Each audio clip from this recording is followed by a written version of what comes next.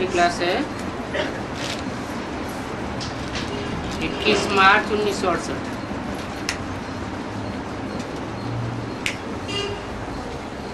ऊंच ते ऊंच है एक भगवान।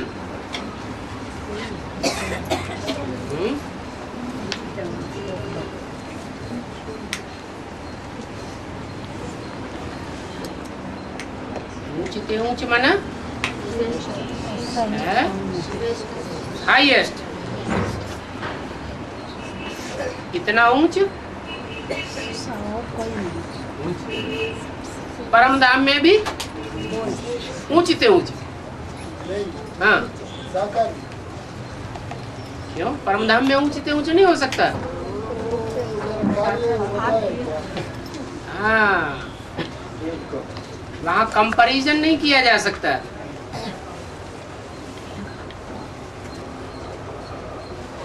और कंपैरिजन तो इस दुनिया की बात है।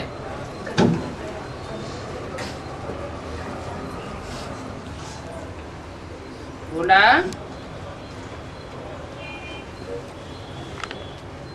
भगवान माना सुप्रीम गॉड फादर।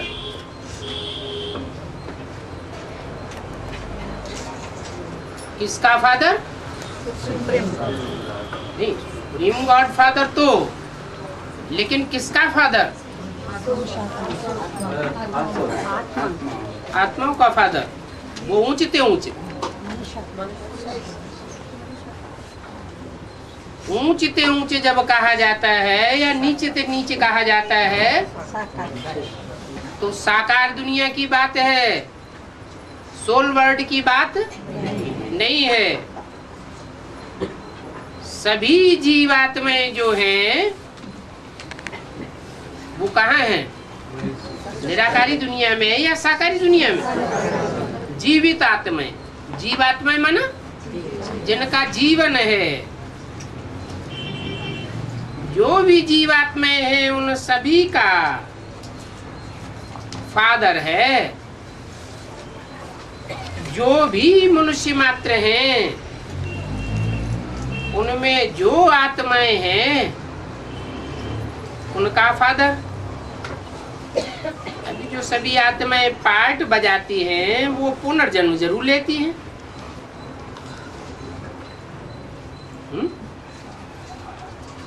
लेती हैं?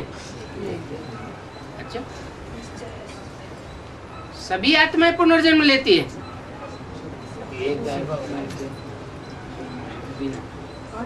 सुप्रीम सोल वो भी तो आत्मा है, और पुनर्जन्म लेता है क्या?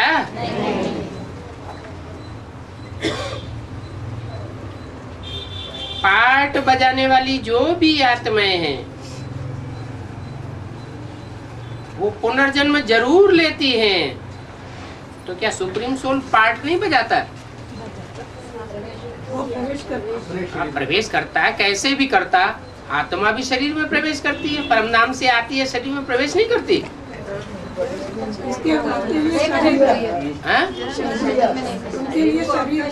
वो पुनर्जन्म लेती है। सुप्रीम सोल पुनर्जन्म तो नहीं लेता है,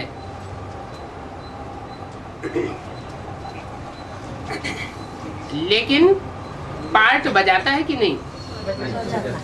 पार्ट तो बजाता है, परंतु उसके पार्ट का रिजल्ट पुनर्जन्म में आना नहीं होता है।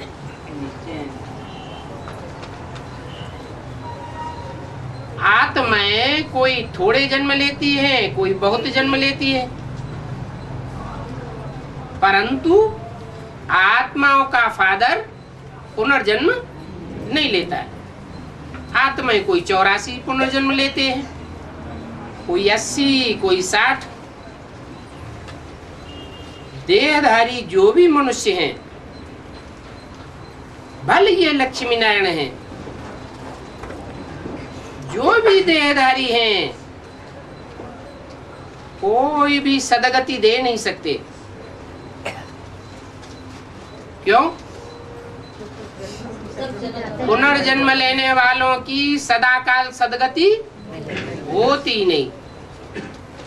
सद्गति माने सच्ची गति।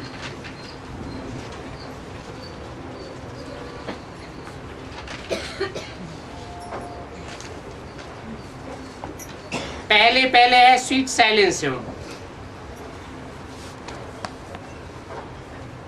वो सभी आत्माओं का घर है।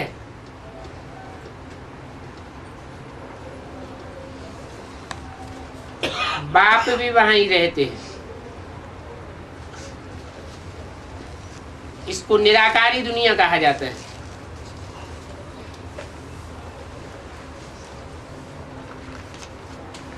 बाप ऊंचते ऊंचे तो रहने का स्थान भी ऊंचते ऊंचे है।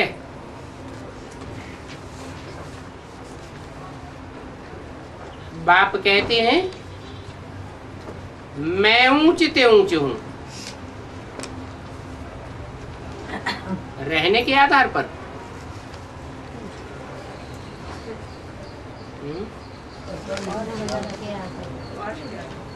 हाँ, जो भी आत्माएं हैं वो नंबरवार पार्ट बजाने वाली है, लेकिन मैं ऊंचते ऊंच पार्ट बजाता हूं। ऊंचते ऊंच धाम, परंतु मुझे भी आना पड़ता है।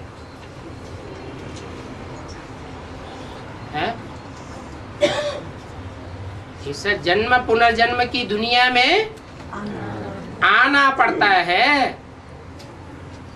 पड़ता है मन, ऐसे नहीं कि मैं इच्छा न करूं, चलो इस कल्प में रहने दूं, सो नहीं हो सकता।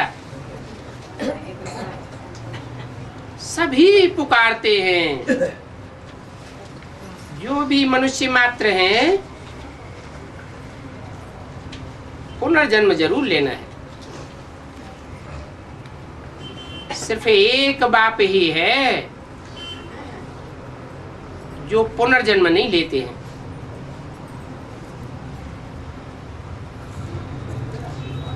हद का पुनर्जन्म भी नहीं लेते और बेहद का पुनर्जन्म भी नहीं लेते। बेहद का पुनर्जन्म क्या है? निश्चय निश्चय। बेहद का जन्म पुनर्जन्म निश्चय निश्चय में आने की बात आत्माओं के बाप के लिए है या मनुष्य सृष्टि के बाप के लिए है? जो मनुष्य सृष्टि का बाप है वो भी निश्चय निश्चय के चक्र में आता है। कौन से पीरियड में? शूटिंग पीरियड में, यज्ञ के आज में, उसके बाद नहीं।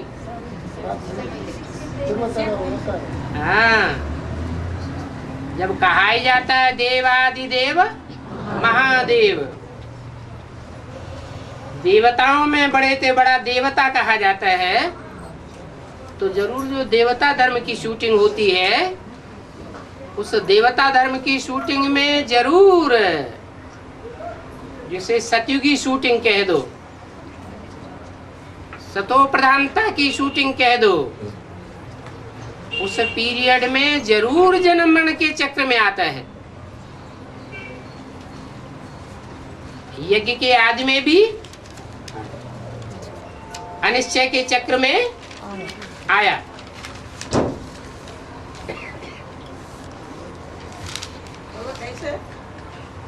यज्ञ के आदि में जो मनुष्य सृष्टि का बाप राम बाप है वो फेल हुआ कि नहीं हुआ? तो अनिश्चय बुद्धि हुआ कि नहीं हुआ? माने जो भी जन्म मरण के चक्र में आने वाली आत्माएं हैं वो सब निश्चय निश्चय के चक्र में जरूर आते हैं, परंतु सुप्रीम सोल बाप जब बाप के रूप में प्रत्यक्ष होता है, प्रत्यक्षता रूपी जन्म लेता है, तो जिस मुकर्रर रथ के द्वारा जन्म लेता है वह बाप मनुष्य सृष्टि का, और उसमें प्रवेश करने वाला आत्माओं का बाप, उसमें प्रवेश है और बाप के रूप में प्रत्यक्ष हो जाता है, तो अनिश्चय के चक्र में नहीं आता है। उसका नाम क्या पड़ता है? शास्त्रों में उसका नाम दिया हुआ है,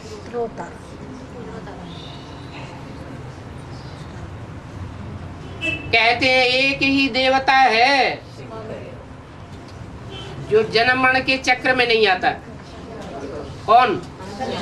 शंकर के लिए कहते हैं, भगवान के लिए नहीं कहते हैं। किसके लिए? शंकर के लिए कहते हैं।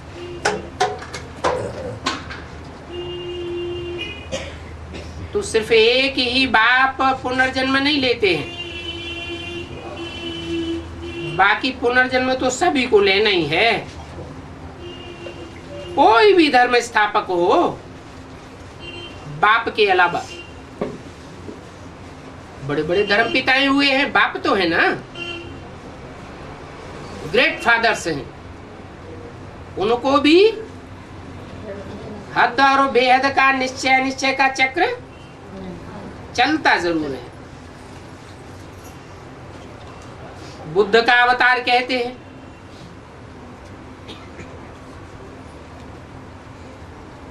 बाप के भी अवतार कहते हैं। तो देखो, बुद्ध को भी आना पड़ता है, बाप को भी आना पड़ता है। अभी सभी जीवात्माएं यहाँ मौजूद हैं।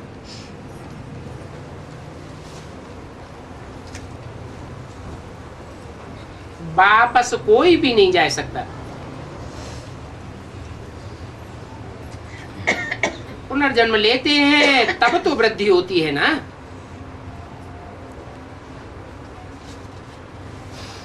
पुनर्जन्म लेते लेते इस समय सभी तमो प्रधान है। इस समय माने कब है? पुरुषोत्तम संगम युग में भी ऐसे नहीं कि बाप आ गया है, प्रत्यक्ष हुआ है नंबरवार की बुद्धि में तो सतो प्रधान हो गए हो। सभी क्या हैं? सभी तमो प्रधान हैं। बाप ही आकर के नॉलेज देते हैं।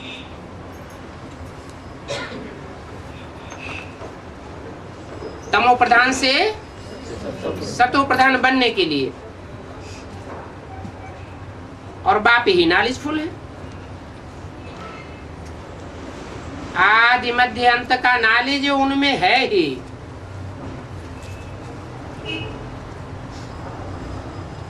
और कोई में नहीं है। उनको ही नॉलेजफुल ब्लिसफुल कहा जाता है।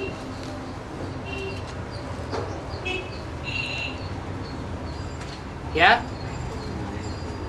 उनको क्यों कहा? ब्रह्मा के तन में बोलने वाला बोल रहा है। बोलने वाला कौन है? Supreme soul Shiv. तो क्या बोलना चाहिए? मेरे को ही नॉलेजफुल कहा जाता है। ये नहीं बोला, क्या बोला? उनको ही नॉलेजफुल ब्लिसफुल कहा जाता है। क्यों? भविष्य में, क्योंकि भविष्य के पार्ट की तरफ इशारा दिया। जो भविष्य का पार्ट संसार में प्रत्यक्ष होने वाला है, ब्रह्मा के शरीर छोड़ने के बाद वो जन्म पुनर्जन्म के चक्र में नहीं आता है, न हद में और न बेहद में।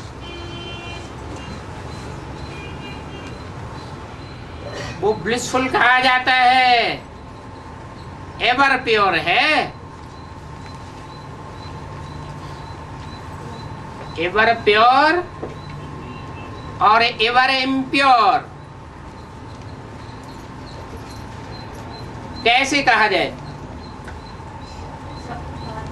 कैसे पता चले ये प्योर है एवर?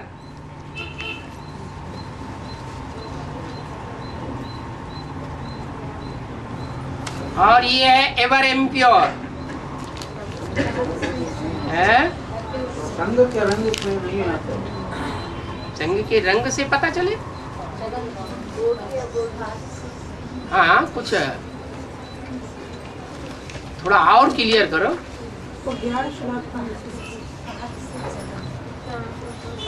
हाँ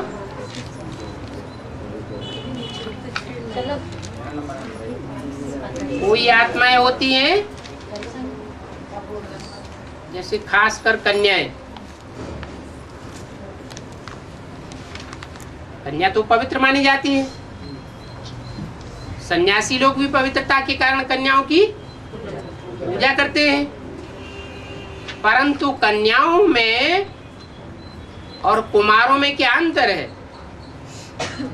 अधर कुमारों में, अधर कुमारियों में इनमें कौन ऐसा वर्ग ऐसा है जिसको संग का रंग सबसे जल्दी लग जाता है? क्यों?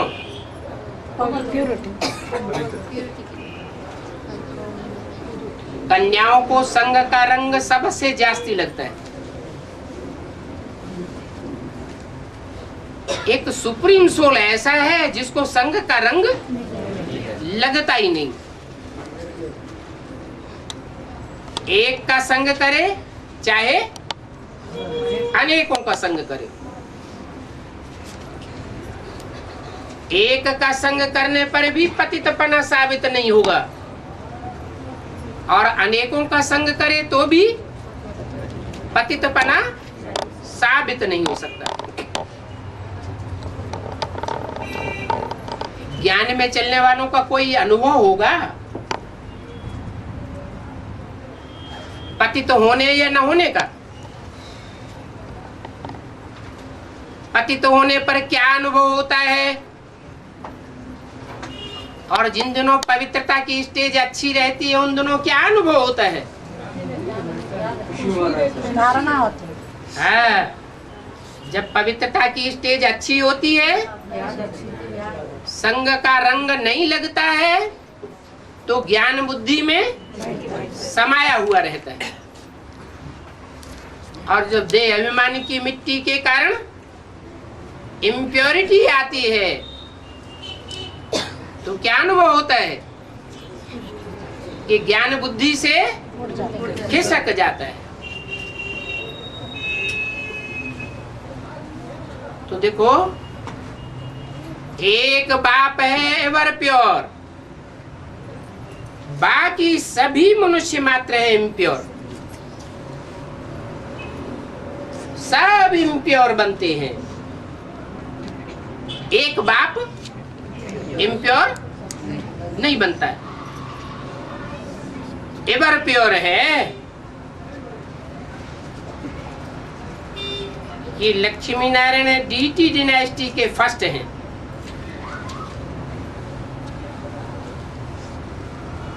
कौन से लक्ष्मी नारायण की तरफ इशारा किया? जो संगम युगी नर से नारायण बनने वाले हैं वो डीटी डिनास्टी के फर्स्ट हैं। इनको ही पूरे 84 जन्म लेने पड़ते हैं।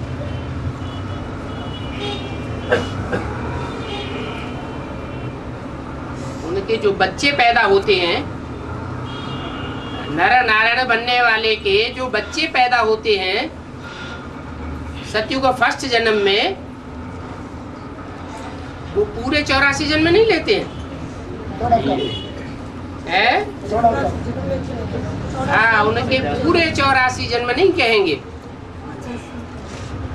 उनकी आत्मा कुछ न कुछ वर्ष कम हो जाते हैं।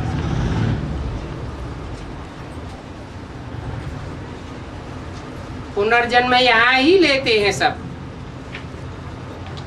और फिर अंत में बाप आकर सभी को पवित्र बना कर ले जाते हैं।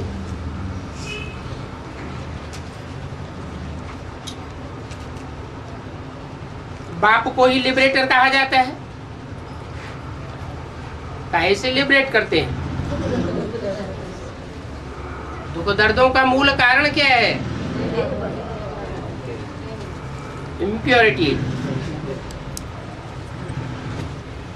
Where is purity there is peace and prosperity.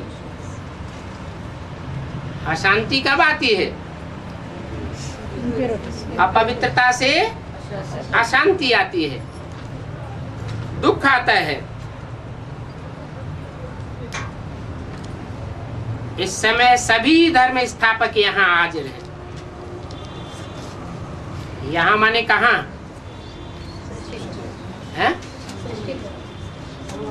सृष्टि पर हाजिर है। ब्राह्मणों की संगम युगी दुनिया में हाजिर नहीं है, है? परम धाम से आने वाला जो इब्राहिम, बुद्ध, क्राइस्ट, गुरु नानक है, वो ब्राह्मणों की दुनिया में हाजिर है? वो हाजिर नहीं है, परंतु वो जिसमें प्रवेश करता है वो इस समय हाजिर है या नहीं है? हाजिर है। वो इस समय हाजिर है।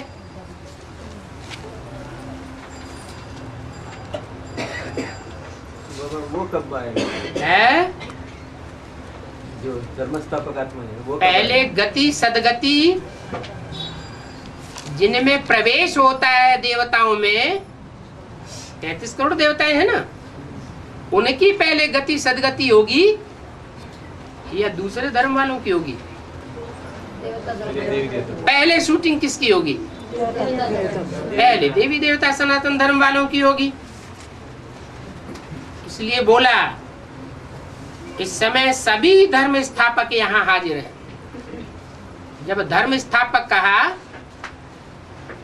तो उन देहधारियों की तरफ इशारा किया या उन देहधारियों में प्रवेश होने वाली जो आत्मा है उसके लिए कहा? देहधारियों के लिए कहा।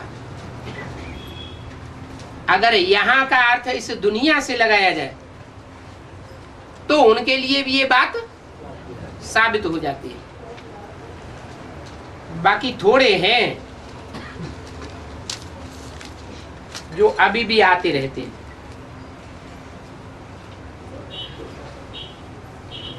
कहां से? परम धाम से आते रहते हैं। माने अभी भी परम धाम में कुछ आत्माएं हैं जिनका आना लगा हुआ है, वृद्धि होती रहती है।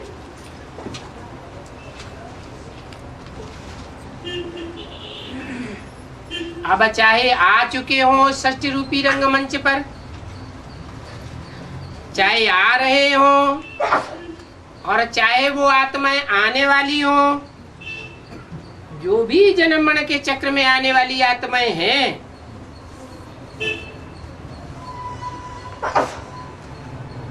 सर्व का सदगति दाता एक ही बाप है।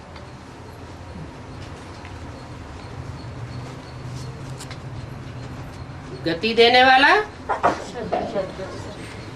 और सदगति देने वाला। गति कैसे होती है?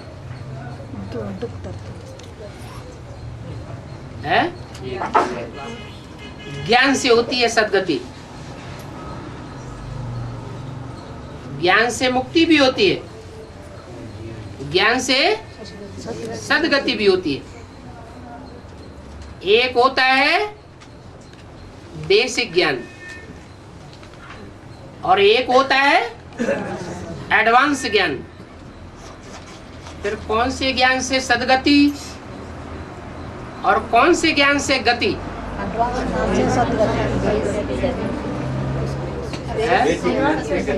बेसिक नॉलेज से सिर्फ होती है गति। आत्मा ऐसी गतिवान हो जाती है और वो बेसिक ज्ञान इस मनुष्य सृष्टि की सर्व मनुष्य आत्माएं लेती है और क्या पाती है? गति पाती है, गतिशील हो जाती है शांति धाम जाने के लिए। परंतु सदगति किनकी होती है? जो एडवांस ज्ञान धारण करती है, उनकी सच्ची गति होती है। सच्ची गति भी दो प्रकार की है। क्या?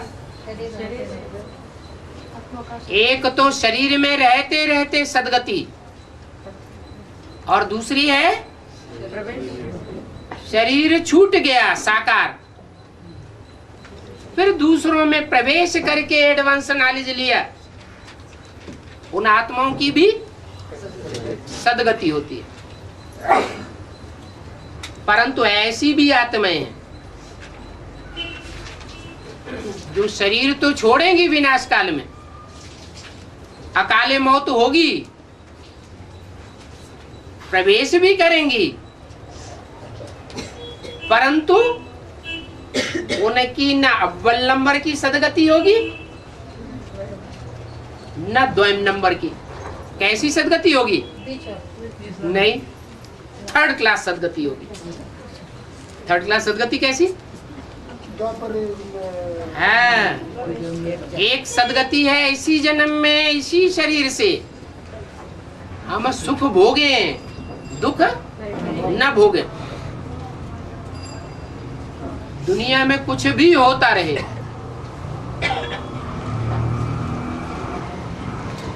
कितना भी भयंकर विनाश सामने खड़ा हो या भयंकर विनाश की लीला आती रहे आंखों के नजरों के सामने,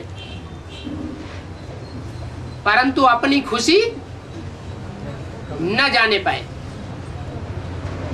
उनकी होती है फर्स्ट क्लास सदगति। कितने होंगे? है?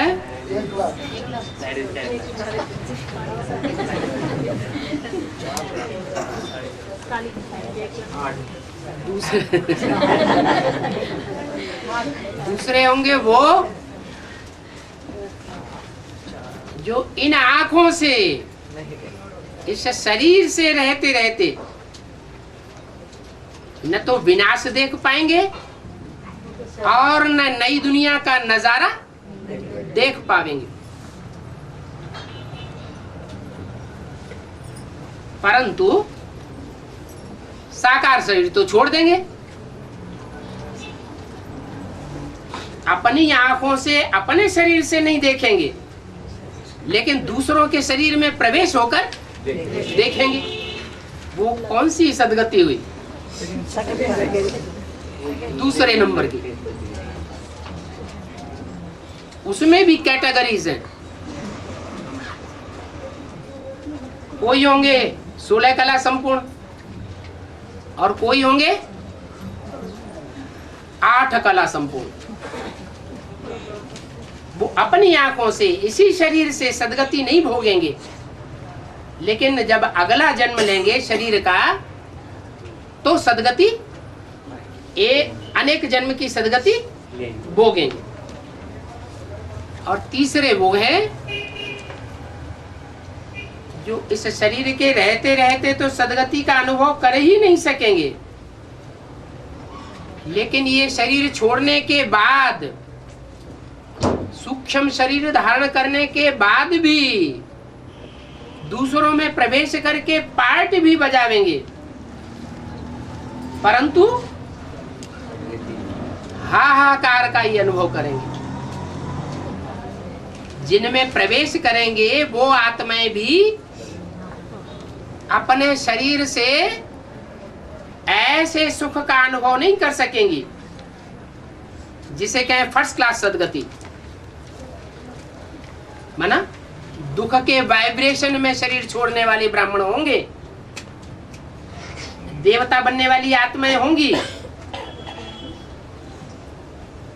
तो अंतमते सुगते। दुख के वाइब्रेशन में कोई शरीर छोड़ेगा तो दुखी होकर मरा, तो नया जन्म जो मिलेगा वो स्वर्ग में मिलेगा। जो 21 जन्मों का स्वर्ग गाया हुआ है उसमें मिलेगा, या द्वापर युग से द्वैतवादी युग में जन्म मिलेगा, वो है थर्ड क्लास। माना सिर्फ एक जन्म के लिए सदगति मिलेगी, बाकी जन्मों में सदगति नहीं मिलेगी। एक शारीरिक जन्म ऐसा होगा जिसमें वो सुखी रहेंगे, बाद के बाकी जन्मों में पूरे सुखी नहीं रहे।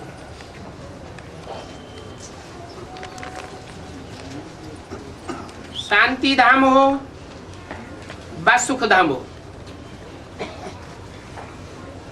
तुम बच्चों को बाप दोनों धाम का मालिक बनाते हैं। क्या तुम शांति धाम के भी मालिक बनते हो? अरे मालिक, मालिक कौन सा संबंध है? मालिक के साथ किसका संबंध गाया हुआ है? अरे जैसे बाप के साथ किसका संबंध है? बच्चे का। साजन के साथ किसका संबंध है? सजन। ऐसे मालिक के साथ किसका संबंध है? मालक सो बालक। और गाया जाता है मालिक तेरे बंदे हम। क्या? ये मालिक हम तेरी वंदना करने वाले बंदे हैं।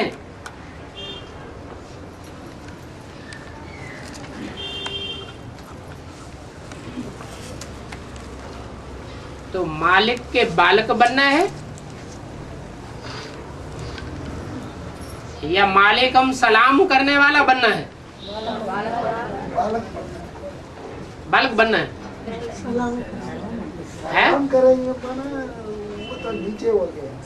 नीचे हो गया।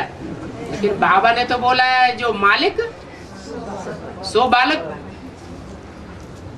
पुरुषार्थी जीवन में जो मालिक ही सदैव बना रहे, पुरुषार्थी जीवन में बालक बनना जिसको आता ही ना हो तो वो श्रेष्ठ है, या जो मालिक बनना जहां पर है वहां मालिक बने और जहां जरूरत है बालक बने वहां बालक बन जाए?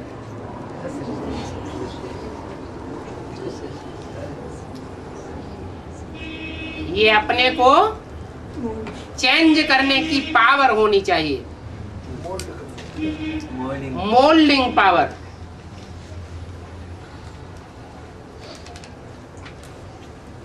और मोल्डिंग पावर जिसमें ये होगी कि जब चाहे मालिक बने ज्ञान का आधार लेकर, और जब चाहे बालक बने।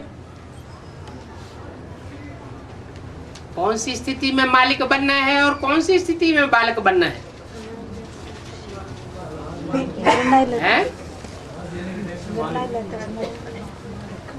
बाप जब कहें कि बोलो तुम्हारा विचार क्या है, कोई स्थिति परिस्थिति आ जाती है, कोई समस्या आ जाती है और उस समस्या का समाधान करने के लिए पूछा जाता है तुम्हारा क्या विचार है, तो अपने विचार को क्या बन करके बतावे? कौन सा रूप धारण करे? हाँ, मालिक बन करके बताए कि हमारा विचार ये है, ऐसा होना चाहिए ज्ञान के अनुसार।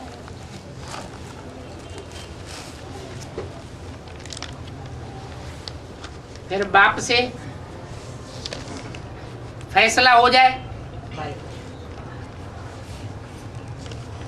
कि ऐसा होना है। बल तुम्हारा विचार ये है, बच्चों का विचार ये है, लेकिन बाप ने फैसला किया ऐसा होना चाहिए, तब कौन सा रूप धारण कर ले? बालक का रूप धारण कर ले। कोई भी क्यों, क्या, कैसे की क्यों नहीं होनी चाहिए। तो कहेंगे मालिक सो बालक। तो ऐसी स्थिति मोल्डिंग पावर की धारण करने वाले शांति धाम और सुख धाम दोनों के मालिक बनते हैं। और ऐसे बच्चे जो हैं वो तुम ही हो। क्या? जो मालिक भी बनते हैं और बालक भी 1 सेकंड में बन जाते हैं, ऐसी मोल्डिंग पावर है। वो बच्चे तुम ही हो, माने न ये है न इनके फॉलोअर्स हैं। कौन? ब्रह्मा। और न ब्रह्मा के फॉलोअर्स।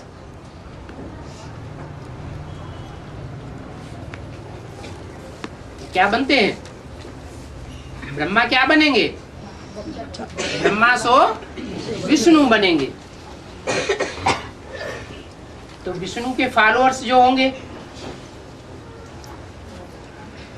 वो मालिक सो बालक बनना जानते होंगे या नहीं? है? विष्णु के फॉलोअर्स जानते होंगे। विष्णु के फॉलोअर्स तो संपन्न योग होंगे। 3 स्टेजेस हैं, 3 तबक्के हैं।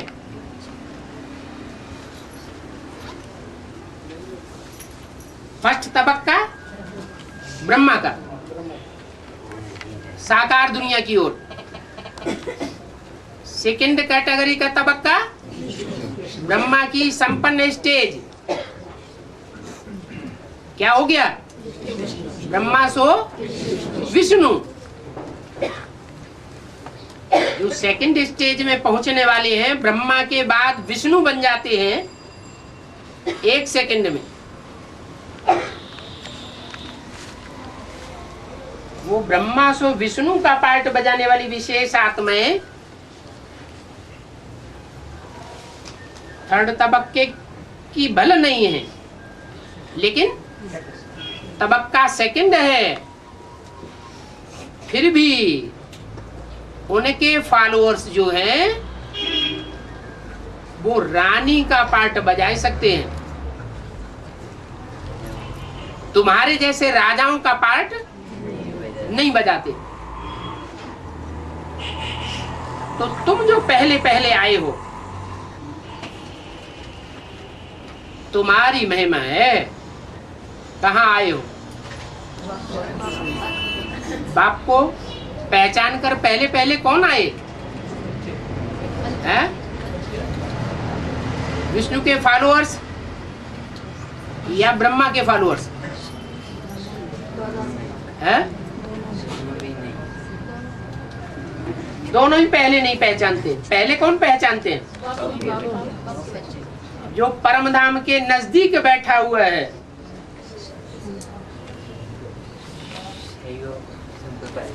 उस ऊंचे ऊंचे तबक्के में बैठने वाले, बाप के रूप धारण करने वाले, उस स्वरूप को पहचानने वाले बच्चे हैं। वो तुम बच्चे हो। न ये है और न वो है। तुम जो पहले पहले आए थे वो ही फिर पहले पहले आवेंगे। कहाँ आवेंगे? हैं? कहाँ आवेंगे? शांति धाम में और सुख धाम में। क्राइस्ट फिर अपने समय पर आवेगा।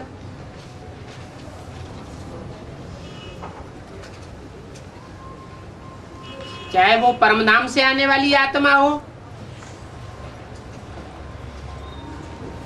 वो तो आत्मा है। नाम शरीर का पड़ता है या आत्मा का नाम पड़ता है? तो ऊपर से आने वाली आत्मा तो शरीरधारी में प्रवेश करती है। उस शरीरधारी का नाम पहले कुछ और था। क्या था? पहले नाम जीसस था। जीसस का नाम ज्यादा गायन होता है या क्राइस्ट का नाम ज्यादा गायन है? क्राइस्ट का नाम बाद में पड़ता है, लेकिन वो नाम शरीरधारी के ऊपर पड़ता है या आत्मा के ऊपर? शरीरधारी के ऊपर नाम पड़ता है। तो क्राइस्ट फिर अपने समय पर आवेगा। ऐसे नहीं कि जब तुम आते हो तब ही क्राइस्ट आ जाएगा। नहीं, क्राइस्ट में इतनी ताकत नहीं है। कितनी? हैं? पहले आने जो पहले आवे और बहुतों को वापस ले जावे अपने पीछे। बाबा बोलोगे जीसस को बहुत महिमा करता है, हैं? क्राइस्ट का नाम नहीं लेता है, जीसस का नाम बोलता है, जीसस इज कमिंग। महिमा की बात है। जी दुनिया में महिमा जो है वो क्राइस्ट की ज्यादा है या जीसस की है? जो भी लिखता है ना बाबा, Jesus is coming, Jesus will save you, ऐसे लिखता है वो। तो ठीक है, हाँ जी, लेकिन हमको तो पता चल गया हमको तो पता है। कि जीसस कौन है और क्राइस्ट कौन है। तो क्राइस्ट में इतनी ताकत नहीं है जो किसको भी वापस ले जाए। क्या वापस ले जाने की ताकत सिर्फ एक बाप में ही है। इस समय रावण राज्य है, इसको कहेंगे डेविल राज्य। डीटी राज्य नहीं है, क्या है? डेविल राज्य। अरे बाप आया हुआ है? अरे उस दुनिया में नहीं आया हुआ है तो कम से कम ब्राह्मणों की दुनिया में बाप आया हुआ है या नहीं? आया हुआ है। तो ब्राह्मणों की दुनिया में भी डेविल राज्य है। अभी बच्चे संपन्न नहीं बने। बच्चे संपन्न बने हैं या नहीं बने हैं, लेकिन राज्य किसका है? क्योंकि बच्चे घड़ी घड़ी निश्चय और अनिश्चय के चक्र में आते रहते हैं। जब तक ये जन्म मरण का चक्र बेहद का लगा हुआ है तब तक कौन से राज्य में है? कहेंगे रावण राज्य।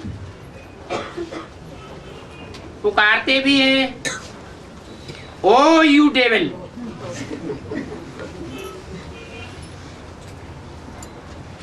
जो डीटी थे वो ही डेविल बन जाते हैं, तो औरों की तो बात ही क्या। ऐसे डेविल बनने वाले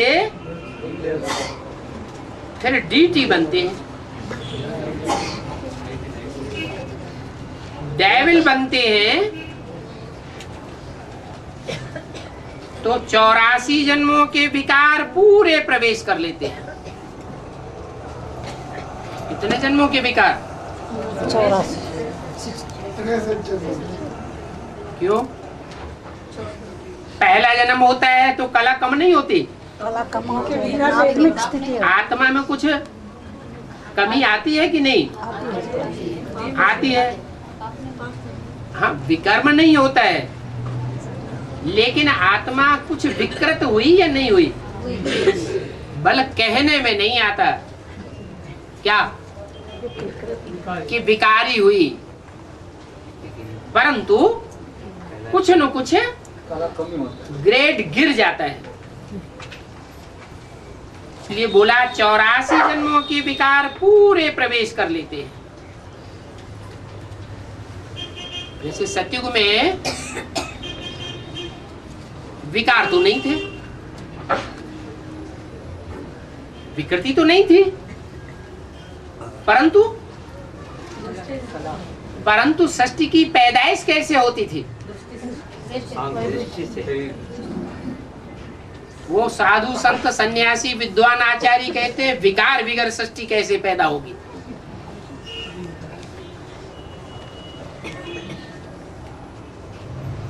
तो सृष्टि पैदा होती थी या नहीं होती थी? सृष्टि पैदा होती थी, जनसंख्या बढ़ती थी, परंतु जो श्रेष्ठ इंद्रियों की विकृति थी वहां तक सीमित था, भ्रष्ट इंद्रियों की विकृति नहीं थी। तो थी तो है। नीचे गिरना कहेंगे या ठहरना कहेंगे या ऊपर उठना कहेंगे? कहेंगे तो फिर भी कि कलाएं पहले जन्म से ही नीचे वो आती जाती है। हाँ, जब द्वैतवादी युग शुरू होता है, क्या नाम पड़ता है? द्वापर। तो एक धर्म, एक राज्य, एक राजा, एक भाषा, एक मत समाप्त हो जाता है। फिर कहेंगे रावण राज्य। एक मत का नहीं, 2 2 4 4 8 8 मतों का राज्य। तो कहेंगे 84 जन्मों के विकार अंतिम जन्म में पूरे ही प्रवेश कर लेते हैं। बाप कहते हैं तुम डीटी दुनिया के मालिक थे,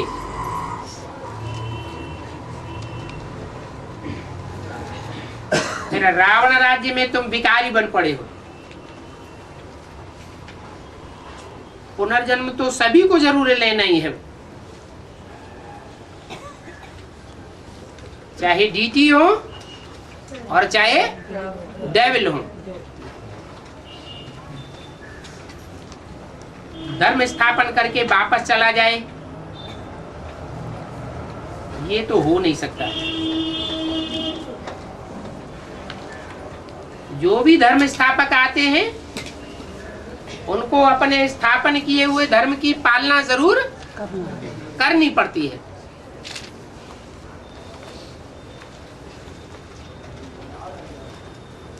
वापस कोई भी जाता नहीं है। गाया जाता है ब्रह्मा द्वारा नई दुनिया की स्थापना।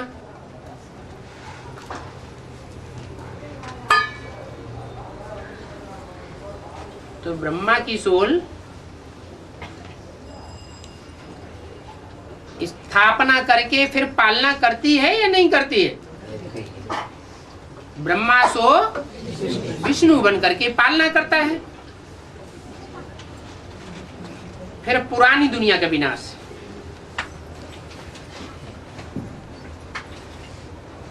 ये पुरानी दुनिया का विनाश कोई भी धर्म स्थापक नहीं कर सकता। इब्राहिम, बुद्ध, क्राइस्ट, गुरु नानक, जितने भी धर्म पिताएं हुए विधर्मी विदेशी, वो सब अपने धर्म की स्थापना भी करते हैं और पालना भी करते हैं। और ब्रह्मा भी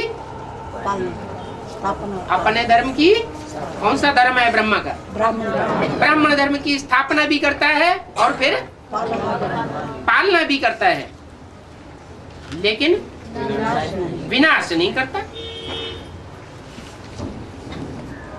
नई दुनिया में एक धर्म, एक ही डायनेस्टी होती है।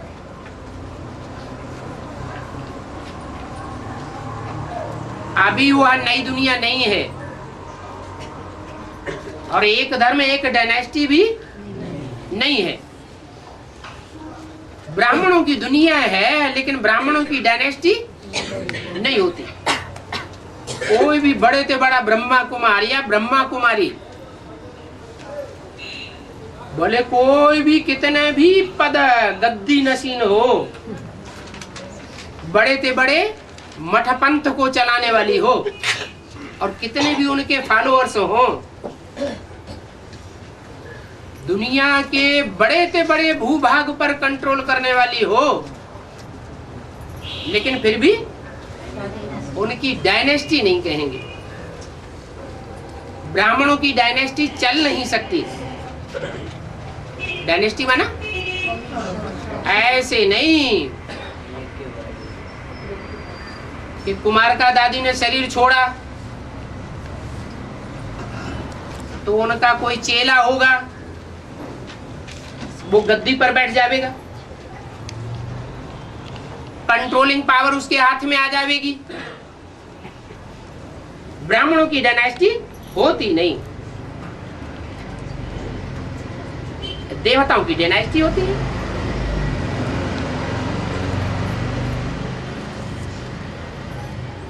अभी उन देवताओं के सिर्फ चित्र हैं और सभी धर्म मौजूद हैं, सिवाय गॉड फादर के जो भी मनुष्य मात्र देहधारी हैं वो सब पुनर्जन्म जरूर लेते हैं। सिवाय क्यों लगा दिया? है?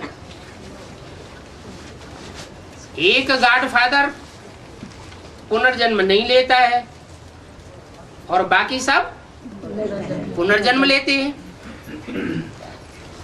तो एक किसके लिए कहा? एक माना क्या?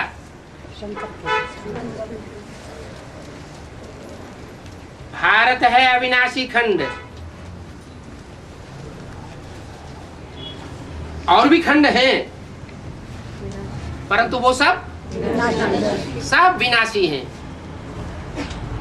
खंड खंड हो जावेंगे, खंडित हो जावेंगे, और भारत अखंड है। इसका कब विनाश नहीं होता है? नाम क्या पड़ा? भारत।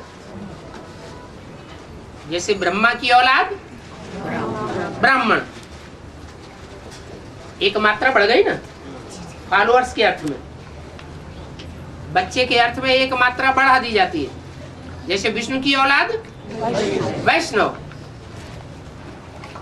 शिव की औलाद शैव कहे गए। ऐसे ही ये जो भारत है, ये किसकी औलाद है? भारत। अरे वो तो एक मात्रा बढ़ गई, भा। तो उसके बाप का नाम क्या हुआ? है भरत। भरत माना भरण पोषण करने वाला, जिसने सारे संसार का भरण पोषण किया। जो राजाएं होते थे वो क्या करते थे? राजाओं को कोई डिस ऑबे करता था तो क्या करते थे? उनका भरण पोषण करते थे या राज्य से बाहर निकाल देते थे? Get out. तो कहेंगे कि सारे विश्व का भरण पोषण करने वाला? नहीं कहेंगे। लेकिन ये भारत ऐसे की औलाद है जो सारे विश्व का भरण पोषण करने वाला था।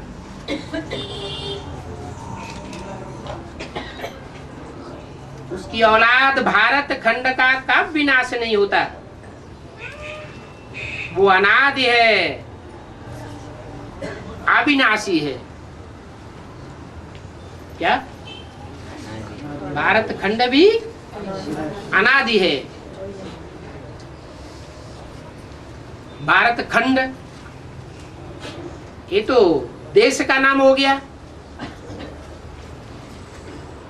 और भारत माता जरूर कोई चैतन्य है जिसके आधार पर भारत माता नाम कहा जाता है। और वो भारत माता विधवा होगी या सधवा होगी? बाप तो आते ही हैं प्रवृत्ति मार्ग की स्थापना करने। तो इससे साबित होता है कि भारत माता विधवा नहीं थी। भारत माता के साथ कोई भारत पिता भी था।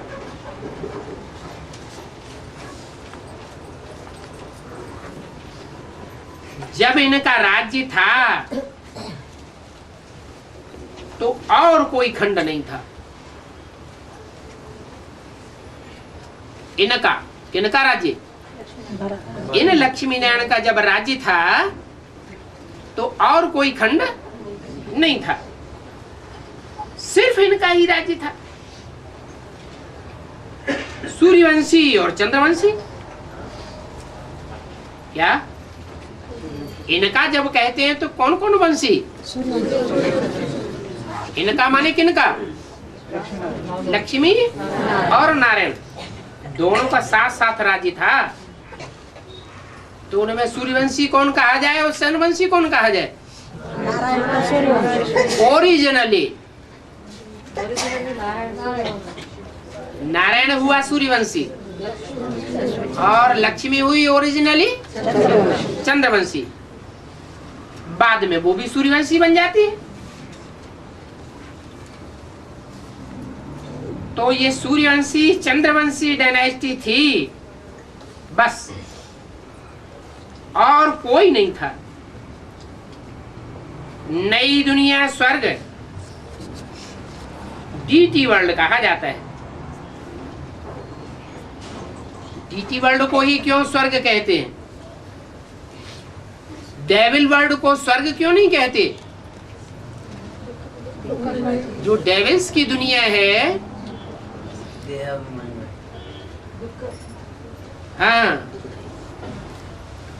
जो भी डेविल है वो सब देह अभिमानी होते हैं और देवताएं आत्माभिमानी होते हैं, सदैव स्वस्थिति में टिकने वाले होते हैं। उनको कोई कितना भी उकसाए लेकिन एक्साइटमेंट में नहीं आते।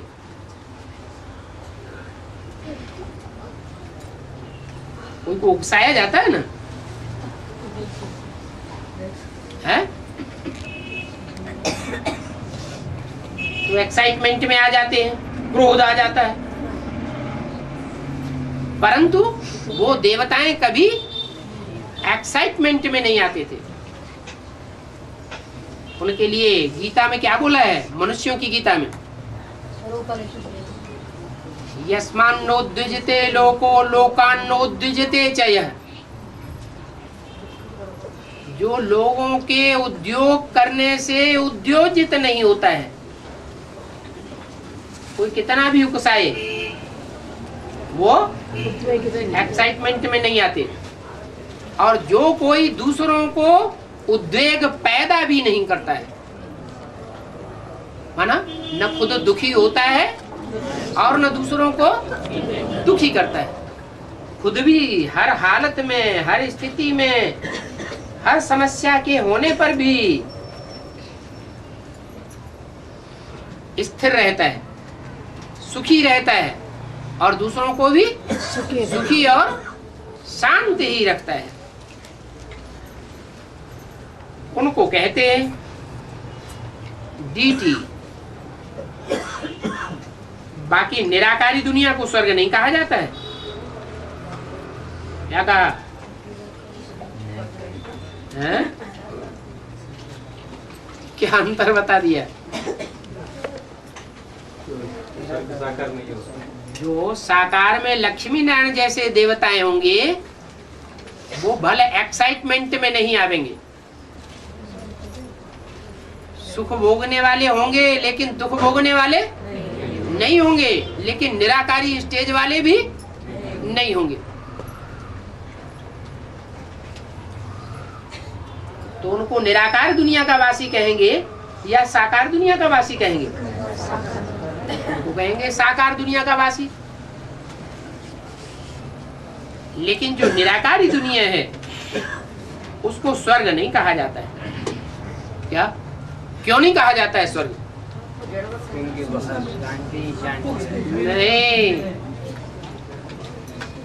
जैसे सागर है, सागर में जब तूफान आते हैं तो बड़ी बड़ी ऊंची ऊंची लहरें उठती हैं।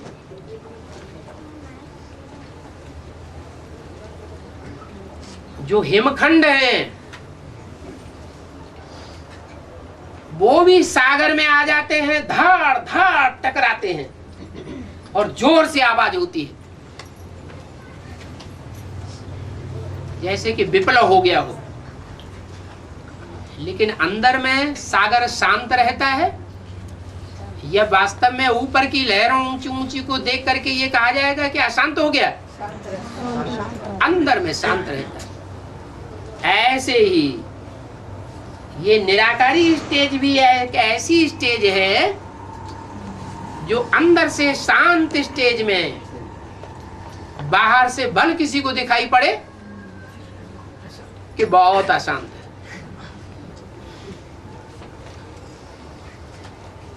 परंतु उस निराकारी दुनिया को या निराकारी स्टेज को स्वर्ग नहीं कहेंगे।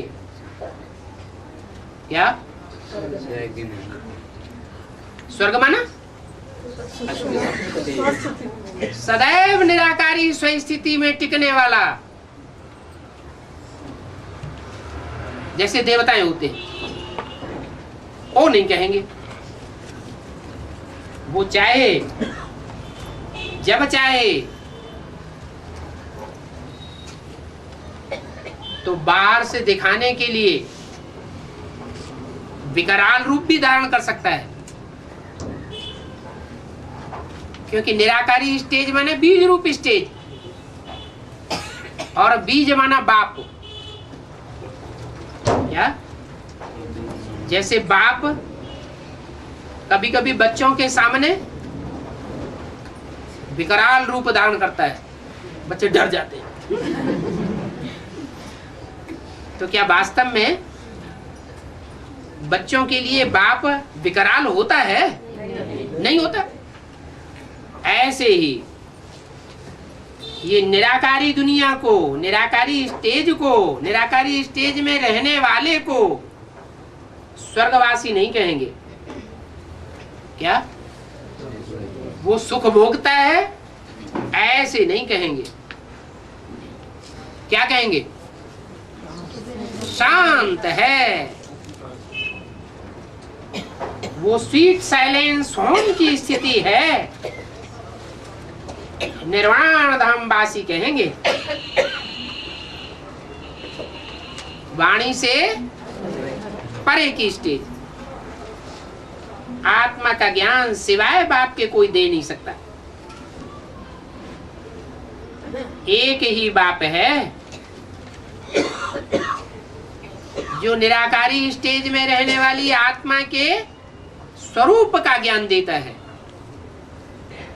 और आत्मा बहुत छोटी बिंदी है, अति सूक्ष्म है, और सभी आत्माओं का फादर है सुप्रीम सोल। उनको सुप्रीम फादर कहा जाता है। क्या? आत्माओं के बाप को, मनुष्यों के बाप को सुप्रीम फादर नहीं कहेंगे। क्यों? क्योंकि उसका भी कोई फादर है। किसका? जो मनुष्य सृष्टि का बाप है, उसका भी बाप कौन है? सुप्रीम सोल शिव, जो चित्रों में चित्रित दिखाया जाता है। एडम कहो, आदम कहो, आदिदेव कहो, किसको याद में बैठा है? वो भी शिव की याद में बैठा है, माने बाप की याद में बैठा है।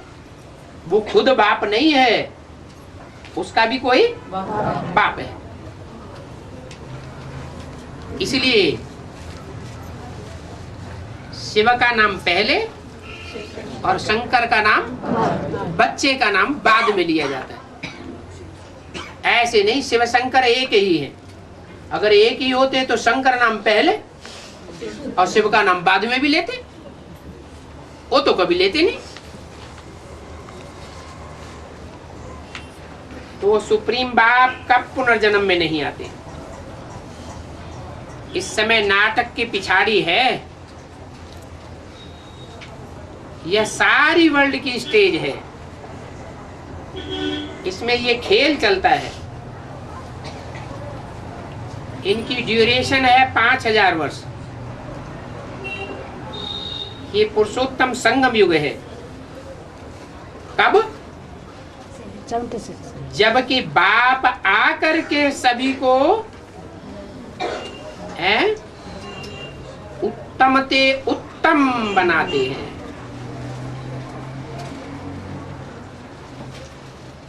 क्या? उत्तम ते उत्तम बनाते हैं। कनिष्ठ से कनिष्ठ किसको कहें? जो आत्म की स्थिति भूले हुए हैं उनको कहेंगे कनिष्ठ ते कनिष्ठ, नीचे ते नीचे।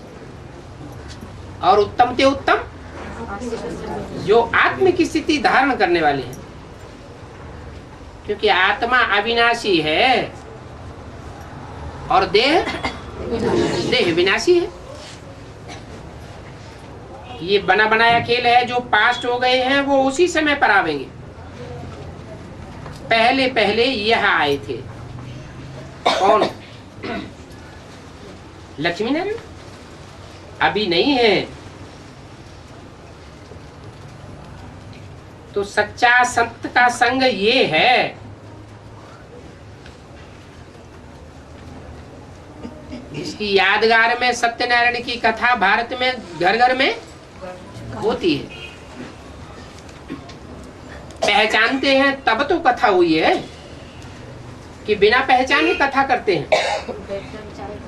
पहचान कर कथा हुई है।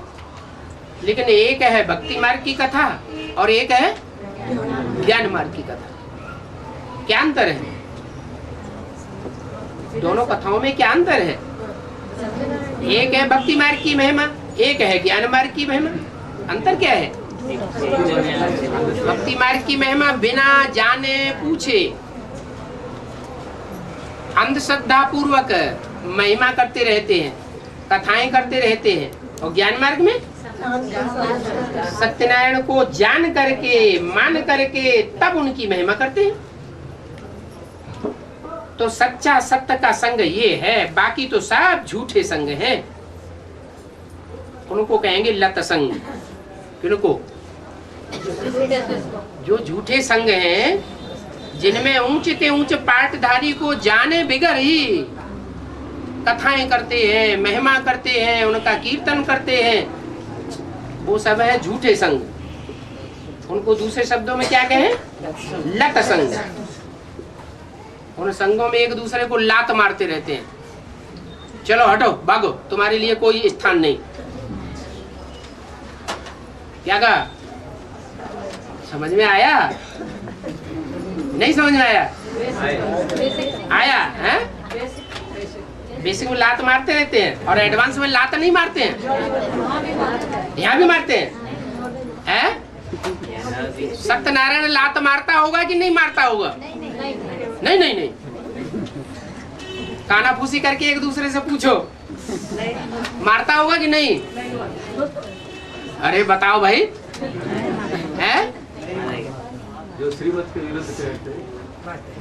नहीं, अरे ये क्या बात हुई? श्रीमत के विरुद्ध सारी दुनिया चल रही है। 100% श्रीमत पर चलने वाला कोई छाती ठोक करके कहेगा कि हम चलते हैं? कहेगा कोई? कोई नहीं कह सकता।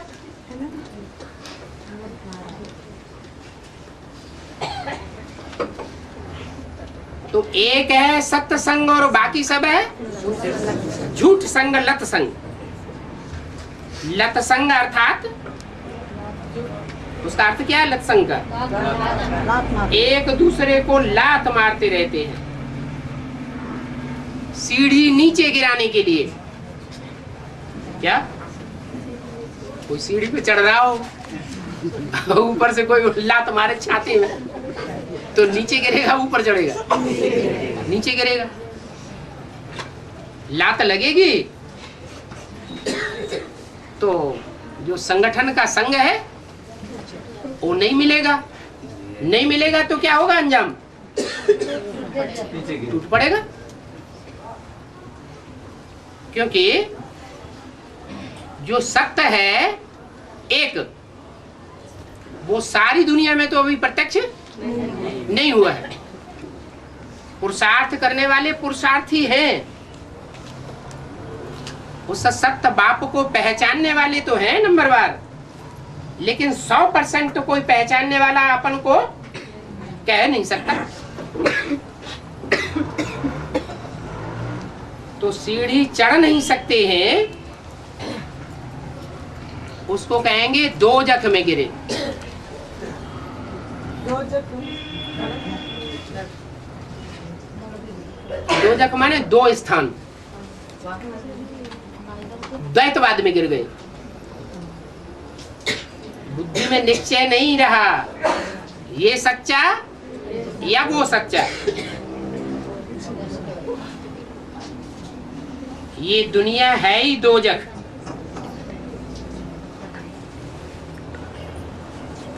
परंतु ये भी कोई समझते थोड़े ही हैं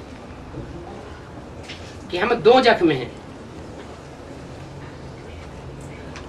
बहस्त से सभी दो जख में गिरे हैं।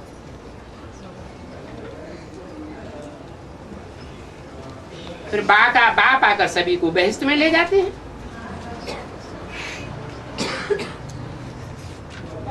माना बाप आकर ले जाते हैं या आकर के ज्ञान सुना के चले जाते हैं, फिर अपने आप बहिश्त में जाते हैं। बाप आकर अपने साथ ले जाते हैं। कहाँ ले जाते हैं? बाप जाता है बहिश्त में। बेचता है, जो खुद ही बहिश्त में नहीं जाता वो ले कैसे जाएगा? है? बेचता बाप तो ऊंचे ते ऊंचे धाम में चला जाता है, सुप्रीम सोल है? है? तो क्या ऊंची स्टेज से नीचे ढकेल लेता है बहिश्त में क्या? है? बेच दे। बेच देता है। अकेला बेचता है, किसी के साथ बेचता है? हैं? हाँ, एक के पीछे एक बेच देता है। अच्छा, मीठे मीठे सिकिल दे बच्चों को रूहानी बाप दादा का याद प्यार। गुड नाइट, नमस्ते।